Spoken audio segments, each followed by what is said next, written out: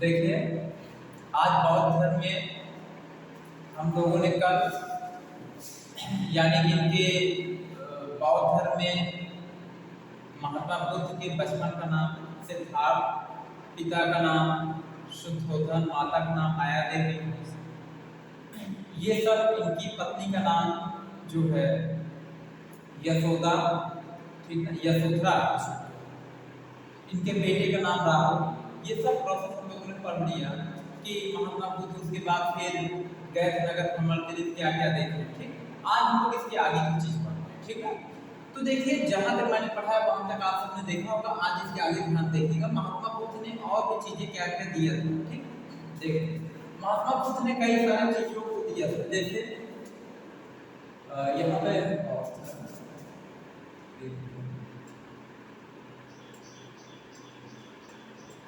ठीक है। अब इसने क्या क्या दिया था, राहुल बंधन जो मार्ग में बाधा वही राहुल नाम पड़ा, जो मार्ग में बाधा उत्पन्न से उसी को उनके मुख से निकल गया था राहुल, समझ गए ना। अब देखिए महात्मा बुद्ध ने क्या क्या दिया। महात्मा बुद्ध ने महात्मा बुद्ध ने त्रिरत्न दिया। महात्मा बुद्ध ने क्या दिया, त्रिरत्न दिया। उसके बाद इन्होंने 4 आर्य सत्य का उपदेश दिया था। 4 आर्य सत्य का उपदेश। उसके बाद इन्होंने महात्मा बुद्ध जी ने अष्टांगिक मार्ग के बारे में बताया था। अष्टांगिक मार्ग ये सब इनके सिद्धांत है। महात्मा बुद्ध ने त्रिरत्न का सिद्धांत दिया था। क्या सिद्धांत, ये सब कुछ क्या है, सिद्धांत। महात्मा बुद्ध ने त्रिरत्न का सिद्धांत दिया, 4 आर्य सत्य का की उपदेश का सिद्धांत दिया, अष्टांगिक मार्ग का सिद्धांत महात्मा बुद्ध ने दिया। ठीक, उसके बाद फिर इन्होंने 10 सील के बारे में बताया। 10 सील, 3 दर्शन के बारे में बताया। 3 दर्शन, ठीक। तो इन सब चीजों के बारे में महात्मा बुद्ध ने जानकारी दिया है। तो इसमें से कुछ चीजों को हम लोग समझते हैं। देखिए त्रिरत्न क्या है, जैसे ध्यान देखिएगा। त्रिरत्न देखो, तो त्रिरत्न में त्रिरत्न 3 चीज आ रहा है। त्रिरत्न, त्रि का मतलब 3 चीज, ठीक। रत्न कौन से 3 थे, तो तीनों रत्न थे इनके, बुद्ध, धम्म, संघ। इनके 3 रत्न कौन से थे, बुद्ध, धम्म, संघ। बुद्ध का मतलब ये था कि लोग मोक्ष प्राप्त करने के लिए, ठीक है, मोक्ष प्राप्ति के लिए लोग महात्मा बुद्ध जी के पास जाते थे, समझ गए। और धम्म का मतलब होता है लोग बौद्ध धर्म की पुस्तक पढ़ते थे मोक्ष प्राप्ति के लिए। बौद्ध धर्म की पुस्तक, लोग बौद्ध धर्म की पुस्तक पढ़ते थे क्यों, ताकि उनको मोक्ष मिल जाए। मोक्ष पाने के लिए लोग बौद्ध धर्म की पुस्तक पढ़ते थे, ठीक। तीसरा क्या है, संघ है। संघ का मतलब क्या होता है, इसमें मोक्ष प्राप्त करने के लिए लोग, जैसे कि बौद्ध भिक्षुओं की सभा में उपस्थित होते थे। बौद्ध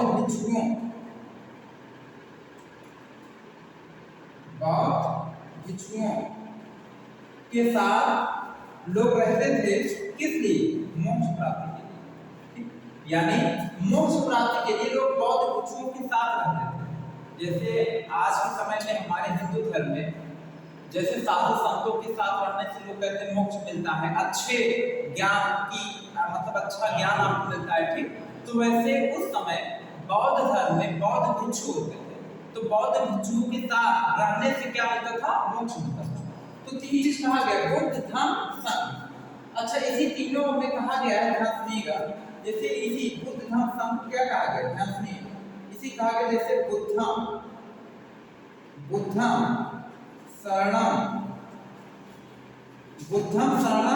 गच्छामि, या कौन सूत्र है, बुद्धम शरणम गच्छामि, धम्मम शरणम गच्छामि, धम्मम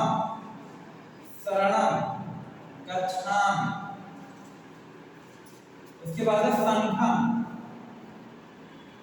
संघम शरणं गच्छ।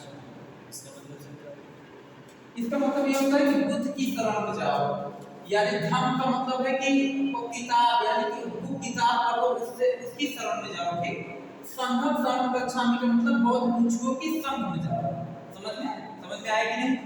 तो इसको लोग मतलब कि बौद्ध धर्म से लोग ज्यादा कहते हैं, बुद्धं शरणं गच्छामि, धम्मं शरणं गच्छामि, संघं शरणं, ये लोग ज्यादा कहते हैं।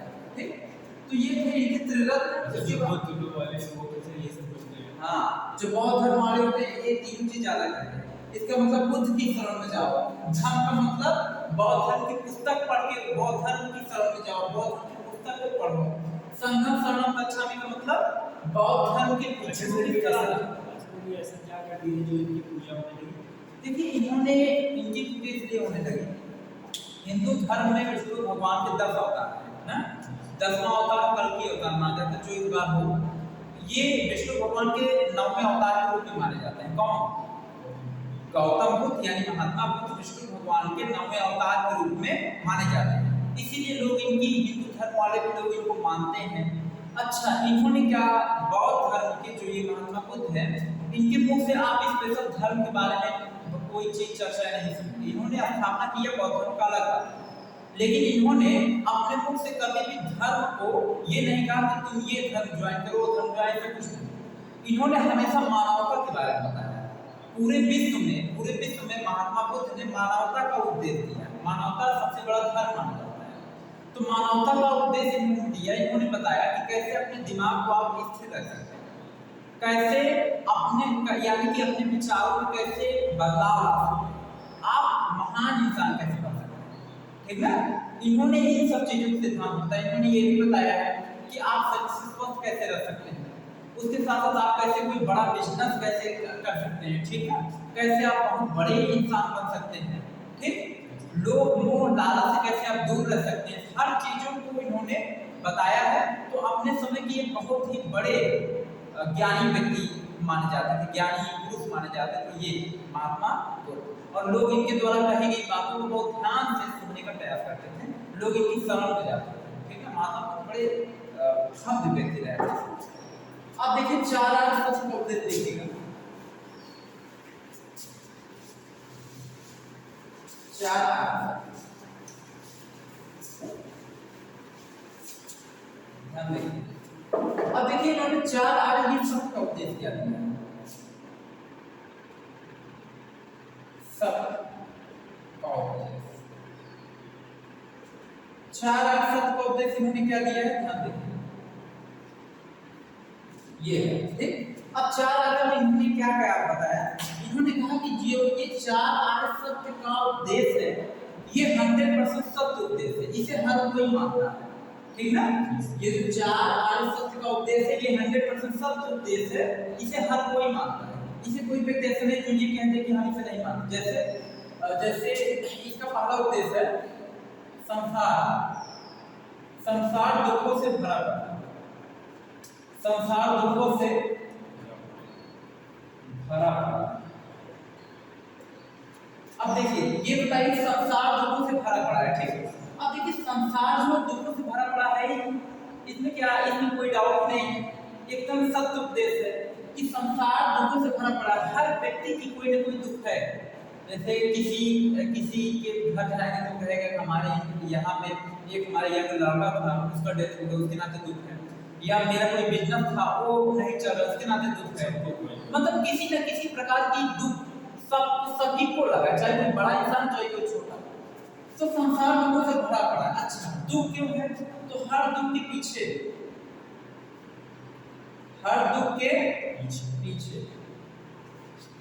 कोई ठोस कारण, कोई ठोस। अच्छा, इसका मतलब क्या है, हर दुख के पीछे कोई ठोस कारण है। इसका मतलब ये है जितना भी लोगों को दुख है, हर दुख के पीछे कोई ना कोई कारण है, हर दुख के पीछे कोई ना कोई कारण है। अब जैसे कारण ये, आप किसी के घर जाएंगे, सिर्फ पूछेंगे आप दुखी क्यों हैं, वो कहेगा भैया मेरा बिजनेस चल रहा था, मेरा बिजनेस नहीं चल रहा इसलिए हम दुखी। दुख का कारण है बिजनेस नहीं चल रहा, उसके बाद जैसे देखा जाए तो जैसे किसी के पास आप जाइए, किसी घर जाइए तो कहेगा भाई मेरा मतलब कि मेरे उसके घर के जो कोई यंग लड़का था उसका डेथ हो गया, उसके नाते दुखी है। किसी के घर जाएंगे वो कहेगा भैया मेरे घर में चोरी हो गया, उसके नाते दुखी है।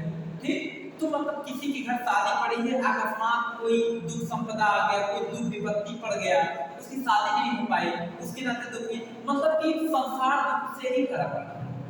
स्टूडेंट की बात चाहेंगे, उसकी पढ़ाई के लिए दुख है ना, कि उसकी स्टडी अच्छे नहीं हो पा रही है कि नहीं, तो मतलब हर प्रकार का दुख किसी न किसी को पकड़ा है। तो यही कहा गया हर दुख के पीछे कोई ना कोई ठोस कारण है। और इन्होंने फिर कहा अच्छा ये ठोस कारण किसके लिए है, ध्यान रखना। इसमें आगे कहा गया कि हर कारण के पीछे, हर या हर का मतलब होता है प्रत्येक, जानते हैं हर का मतलब प्रत्येक कारण के पीछे उसकी इच्छा है।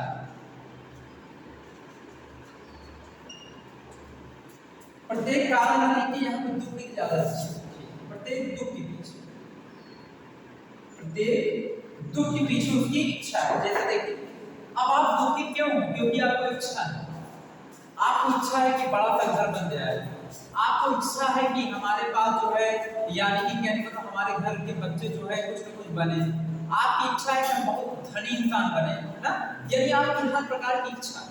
जब आपकी हर प्रकार की इच्छा होगी यानी दुख आपको इसलिए क्योंकि आपकी इच्छाएं हैं। अगर जैसे मान लो आपकी इच्छा ही नहीं है हम धनी इंसान, आपकी इच्छा नहीं हम भोग विलास वस्तुओं का सेवन करें, आपकी इच्छा ही नहीं है कि हम बड़े बड़े कार में घूमें ना, आपकी कोई इच्छा ही नहीं, आप हर प्रकार की इच्छा को मार करके आप केवल एक पेड़ के नीचे बैठ करके संतुष्ट ध्यान कर रहे हैं शांति। तो जब आपको कोई इच्छा ही नहीं तो दुख किस बात, मोह माया ही नहीं, जब आपको ना मोह माया है ना कोई इच्छा है किसी प्रकार की तो कोई दुख होगा चाहते नहीं। दुख तब होता है जब आपके अंदर इच्छाएं जग लेती हैं, जब वो इच्छा पूरा नहीं होगा तब आपको दुख होगा। समझ आ रहा है कि नहीं, तो ये है इसमें कहा गया प्रत्येक दुख के पीछे की क्या है इच्छा। ठीक, अगला इसमें कहा गया यानी पाला पड़ा संसार दुखों से भरा पड़ा है, हर दुख के पीछे कोई ना कोई तो कारण है, प्रत्येक दुख के पीछे क्या है उसकी इच्छा है। ठीक ना, तो कहने का मतलब ये है कि ये सब उसके क्या है दुख है, ये सब उसके क्या है मतलब कि ये सब पॉइंट्स अगर ना रहे, ये सब पॉइंट ना रहे तो उसको किसी प्रकार की चिंता, उसको किसी प्रकार की समस्या, उसको मतलब कोई भी दुख होने का चांस है नहीं। ठीक ना, यानी कि वो व्यक्ति किसी भी प्रकार की दुखी अवस्था में नहीं रहेगा अगर उसके पास ये सब कारण है। ठीक, अगर ये सब कारण है तो किसी न किसी तरीके से क्या रहेगा दुखी रहेगा।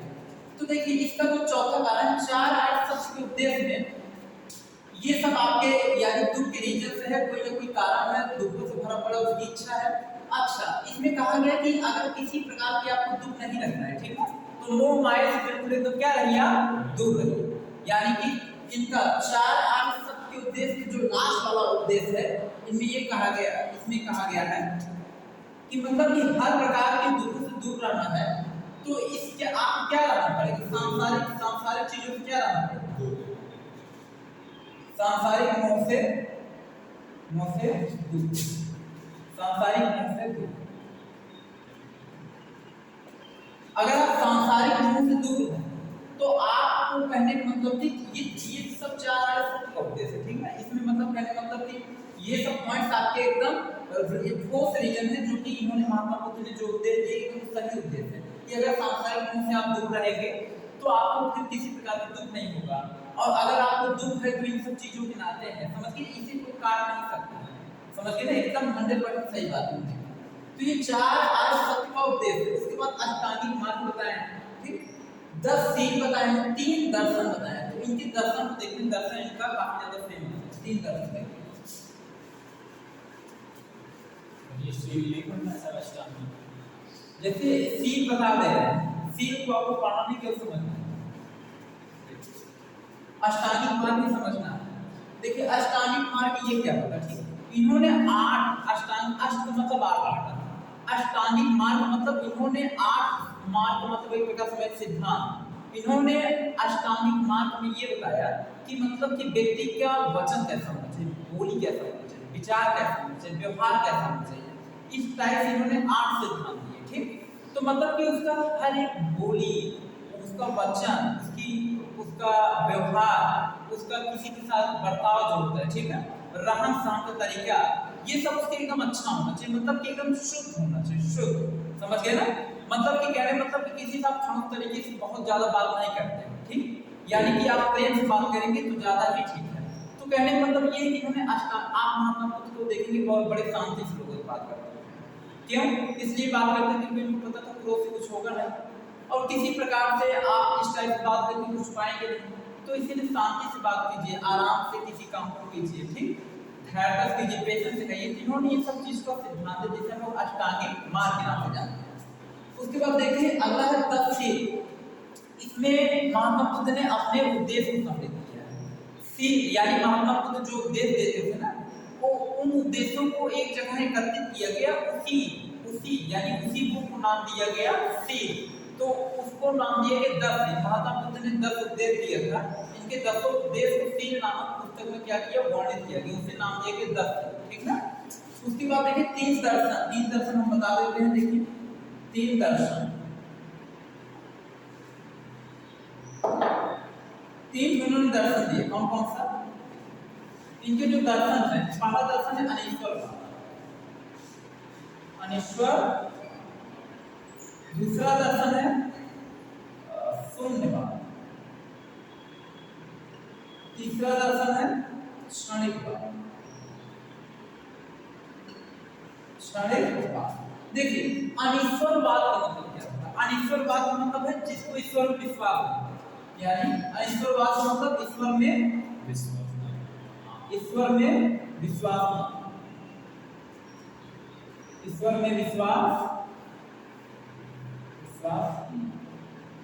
यानी अनीश्वरवाद का मतलब ईश्वर में विश्वास ना हो, ठीक, उसे अनीश्वरवाद कहते हैं। जिसको ईश्वर में विश्वास नहीं होता उसे क्या कहते हैं? अनीश्वरवाद कहते हैं, ठीक है। तो इन्होंने 3 दर्शन बताए कि अनीश्वरवाद का सिद्धांत दिए। इन्होंने कहा कि ईश्वर में विश्वास ना हो, यानी कि देखिए जैन धर्म आपने पढ़ा, उसमें ईश्वर की मान्यता नहीं है। बौद्ध धर्म में आप पढ़ा, बौद्ध धर्म में ईश्वर की मान्यता नहीं, ठीक है। बौद्ध धर्म के लोग अनीश्वरवाद होते थे, ईश्वर में विश्वास नहीं करते।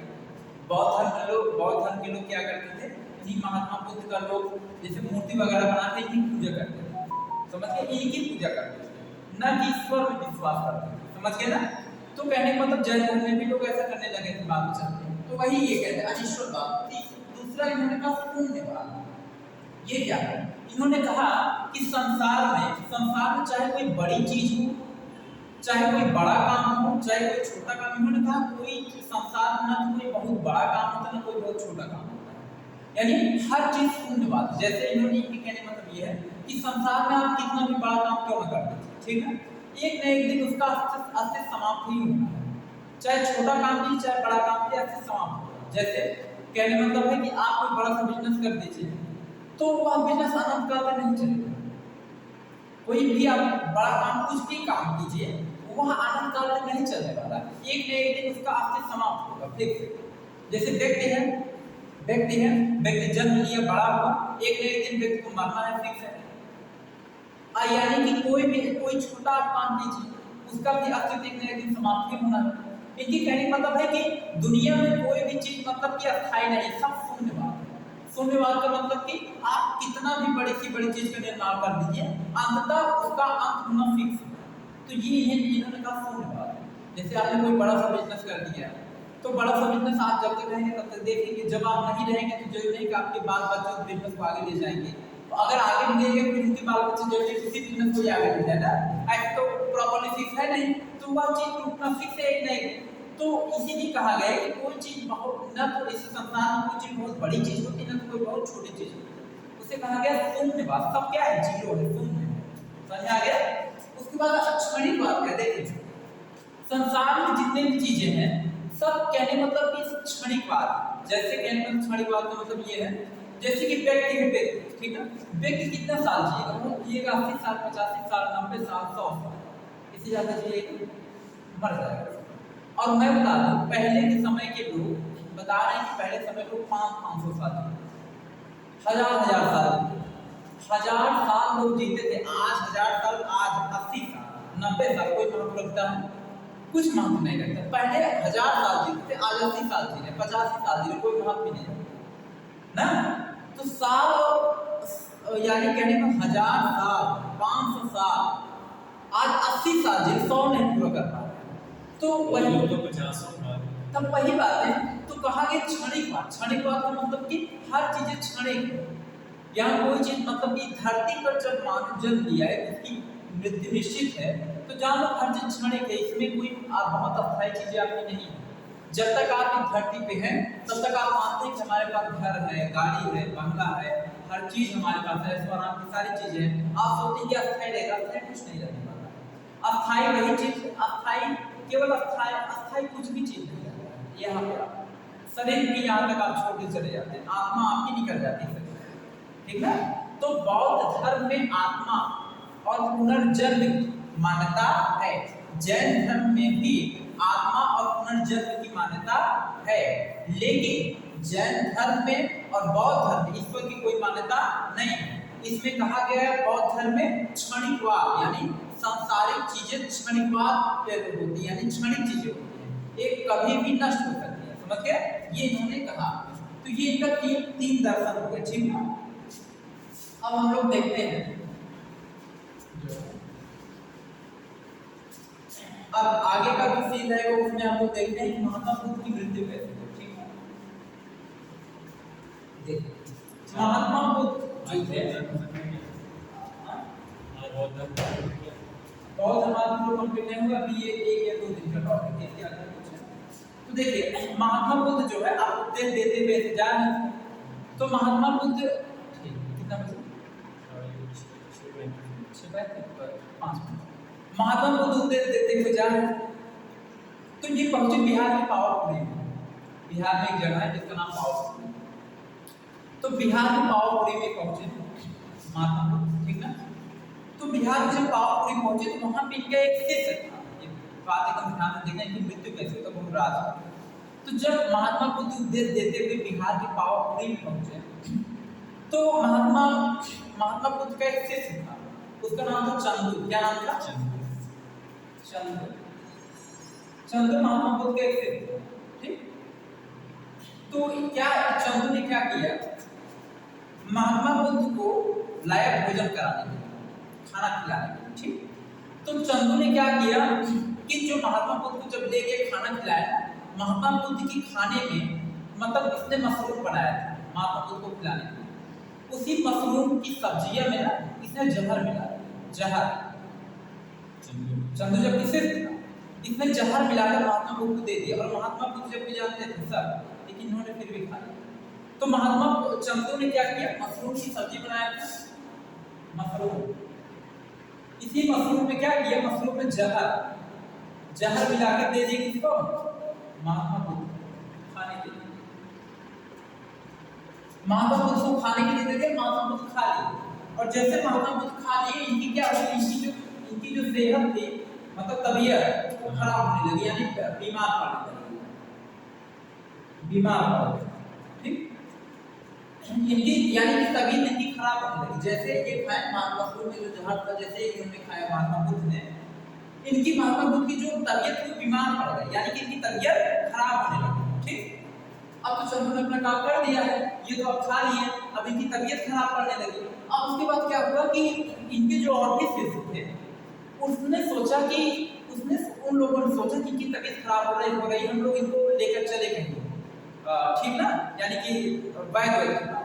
तो ये वो लोग जो है महात्मा बुद्ध को मतलब डोली, पहले डोली होता था ले जाने, तो डोली पर उस समय मल्ला जाते हैं, तो मल्ल लोगों ने क्या किया, महात्मा बुद्ध को डोली पर रख करके, अपने कंधे पर रख करके इनको लेकर लोग जाने लगे, इनकी तबीयत जब खराब हो गई। तो आगे चल करके ये क्या हुआ, महात्मा बुद्ध जो है ये जो है गोरखपुर के कुशीनगर पहुंचे थे। मर्द कहाँ तक पहुंचे थे, इनको डोली में बैठा करके लेकर जा रहे थे, ये गोरखपुर के कुशीनगर पहुंचे थे। वहीं पर 483 यानी 483 ईसा पूर्व में उस गोरखपुर के कुशीनगर में महात्मा बुद्ध की मृत्यु हुई, ठीक। तो जब महात्मा बुद्ध की मृत्यु यानी महात्मा बुद्ध की मृत्यु जहाँ पे हुआ था, ठीक ना, उसी नगर में हुआ था, गोरखपुर की। गोरखपुर एक आपका क्या है, जैसे गोरखपुर उत्तर प्रदेश का गोरखपुर जो है, गोरखपुर एक आपका जिला है, तो जिले में एक जगह है कुशीनगर, यही कुशीनगर में महात्मा बुद्ध की क्या मृत्यु, इनकी मृत्यु को क्या कहा गया, महापरिनिर्वाण। महापरिनिर्वाण, महात्मा बुद्ध की मृत्यु गोरखपुर के कुशीनगर में 483 ईसा पूर्व में हुआ। महात्मा बुद्ध की मृत्यु को हम लोग महापरिनिर्वाण।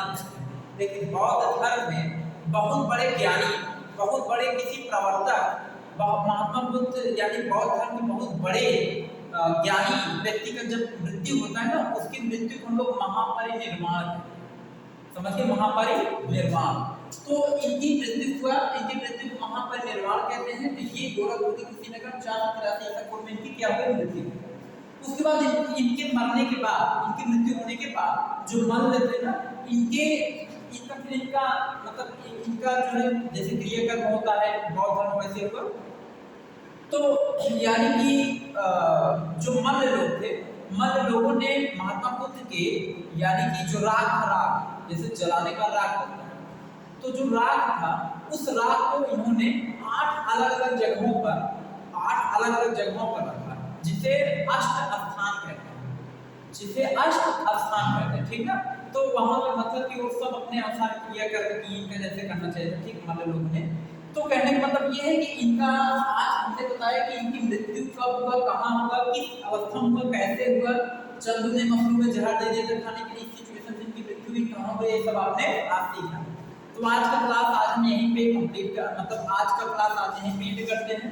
इसके आगे का क्लास अब आपका नेक्स्ट सेशन है, ठीक ना। तो आज के लिए